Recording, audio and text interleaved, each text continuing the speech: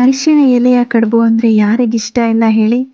ಘಮ ಘಮ ಪರಿಮಳ ಬರ್ತಾ ಇರೋ ಅರಿಶಿಣ ಕಡುಬಿಗೆ ಸ್ವಲ್ಪ ಬಿಸಿ ತುಪ್ಪ ಹಾಕ್ಕೊಂಡು ತಿಂತಾ ಇದ್ದರೆ ಆಹಾ, ಅದ್ರ ಮಜಾನೇ ಬೇರೆ. ಇವತ್ತು ನಾನು ನಮ್ಮ ಅತ್ತೆ ಮಾಡೋ ಥರ ಅರಿಶಿಣ ಕಡುಬು ಮಾಡ್ತಾ ಇದ್ದೀನಿ. ಕೆಲವರು ಕರಿಗಡುಬು ಮಾಡೋ ಥರ ಮಾಡ್ತಾರೆ, ನಾವಿವತ್ತು ಬೇರೆ ಥರ ಮಾಡ್ತಾ ಇದ್ದೀವಿ.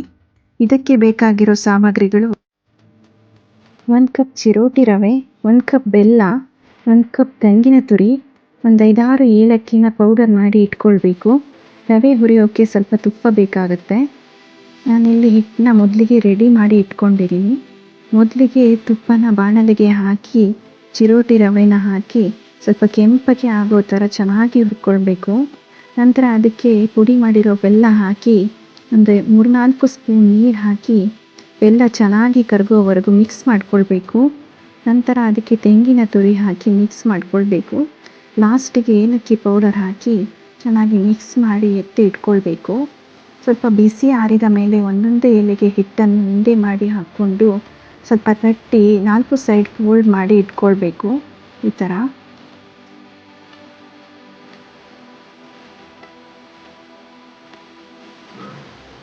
ತುಪ್ಪ ಹಾಕ್ಕೊಂಡು ತಿನ್ನೋಕ್ಕೆ ತುಂಬ ಚೆನ್ನಾಗಿರುತ್ತೆ.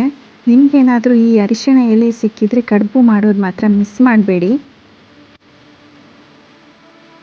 ಎಲೆ ತುದಿ ಭಾಗನ ಸ್ವಲ್ಪ ಕಟ್ ಮಾಡಿ ಇಟ್ಕೊಳ್ಬೇಕು, ಇಲ್ಲಾಂದರೆ ಫೋಲ್ಡ್ ಮಾಡೋಕ್ಕೆ ಕಷ್ಟ ಆಗುತ್ತೆ. ಈ ಥರ ಒಂದೊಂದೇ ಎಲೆಗೆ ಹಿಟ್ಟನ್ನ ಹಚ್ಚಿ ಫೋಲ್ಡ್ ಮಾಡಿ ಇಟ್ಕೊಳ್ಬೇಕು. ಈ ಎಲೆ ಜೊತೆ ಹಿಟ್ಟನ್ನು ಹಾಕ್ಕೊಂಡು ಬೇಯಿಸ್ಕೊಂಡಾಗ ಬರೋ ಅರಿಶಿಣ ಎಲೆಯ ಪರಿಮಳನೇ ಈ ಕಡುಬಿನ ಸ್ಪೆಷಲ್ಲು. ಇವಾಗ ಇದನ್ನು ಒಂದು ಇಡ್ಲಿ ಪಾತ್ರೆಗೆ ಹಾಕ್ಕೊಂಡು ಒಂದು 10-15 ನಿಮಿಷ ಚೆನ್ನಾಗಿ ಬೇಯಿಸ್ಕೊಳ್ಬೇಕು. ಇವಾಗ ನಾನು ಮುಚ್ಚಳ ಹಾಕಿ ಬೇಯಿಸೋಕೆ ಇಟ್ಕೊಂಡಿದ್ದೀನಿ.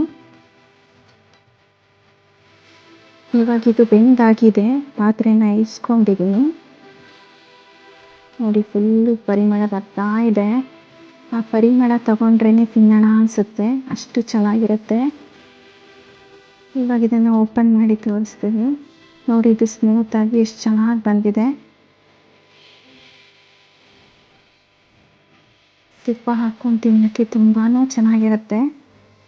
ಫುಲ್ಲು ಸ್ಮೂತಾಗಿ ಬಂದಿದೆ ಇದು. ನನ್ನ ರೆಸಿಪಿ ಇಷ್ಟ ಆಗಿದ್ದರೆ ಲೈಕ್ ಮಾಡಿ, ಶೇರ್ ಮಾಡಿ, ಫಾಲೋ ಮಾಡೋದು ಮರಿಬೇಡಿ. Okay, bye friends.